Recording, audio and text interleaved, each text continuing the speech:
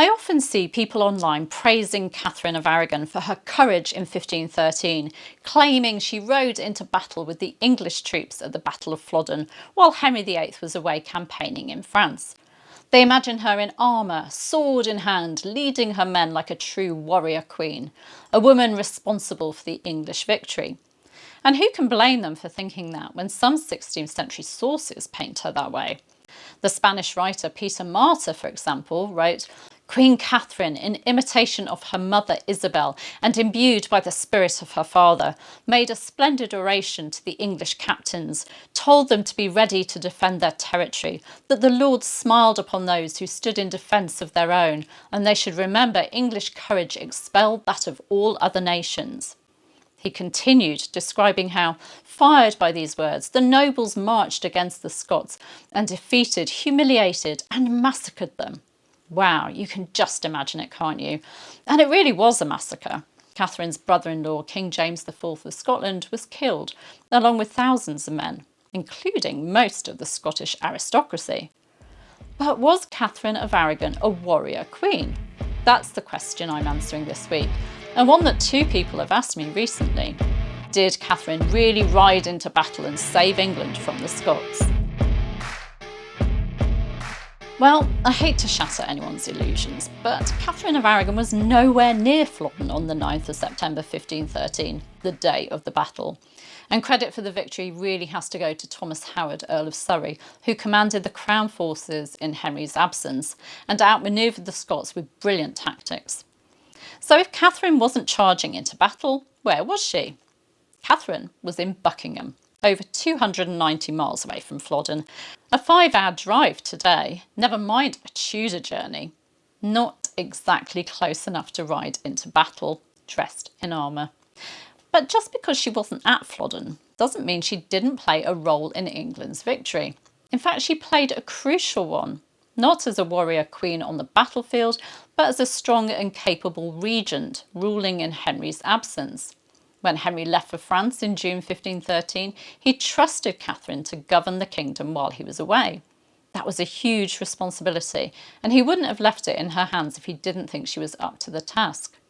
As soon as she heard that James IV was planning to invade, Catherine sprang into action. She didn't sit back and wait for others to deal with the problem. She got to work. She rallied troops, mobilised the nobility, and arranged for armour, weapons and supplies to be sent north. Her biographer Giles Tremlett notes that she even sent money, artillery, gunners and a fleet of ships, including the Mary Rose, to support the English forces. Catherine also commissioned banners to be carried into battle, including ones displaying her own symbols, and she ordered a helmet for herself. Now, was she actually planning to fight? Unlikely.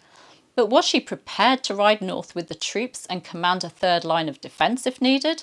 Absolutely. Her actions show that she was a capable and determined leader, not just a figurehead. It's important to remember that Catherine wasn't raised to be a passive queen. She was the daughter of Isabella I of Castile, one of the most powerful and militarily active queens in history. Isabella rode into battle, led military campaigns and played a key role in the Reconquista, the war that reclaimed Spain from the Moors. Catherine grew up watching her mother lead armies, and it's no wonder that she was inspired to take a hands-on approach to war herself. Even if she wasn't at Flodden, her military preparations and leadership as regent were deeply influenced by her mother's example. And after Flodden, Catherine was delighted by Surrey's victory, so much so that she wanted to send Henry a trophy from the battle. What did she have in mind? Well, King James IV's dead body. Yes, Catherine ordered that James IV's body to be sent to France as a prize for Henry. Fortunately, she was persuaded out of that idea and persuaded to send his bloodied coat instead. A chilling but effective message. Can you imagine the political impact of that? And Henry had boasted about his campaign in France, but Catherine was the one with the real victory. She'd defeated and killed a rival king. Well, not personally. It must have stung Henry's pride a little to know that, while he was off fighting in France, his wife had scored the bigger military triumph at home. So, was Catherine of Aragon a warrior queen? No, she wasn't on the battlefield, she wasn't wielding a sword, and she didn't lead troops into battle. But did she play a vital role in the English victory at Flodden? Yes. She was a strong, capable and decisive leader who ensured that the English were prepared and that they had everything they needed to win.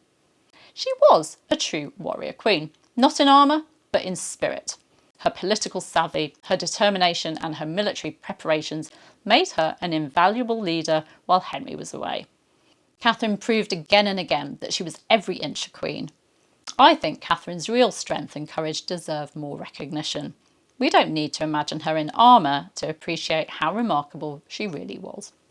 But what do you think of Catherine?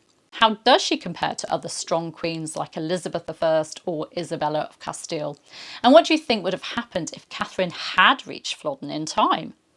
Let me know your thoughts in the comments. And if you enjoyed this deep dive into Tudor history, please remember to like, subscribe and hit that notification bell for more. Thanks for watching. I'll see you next time. Bye bye.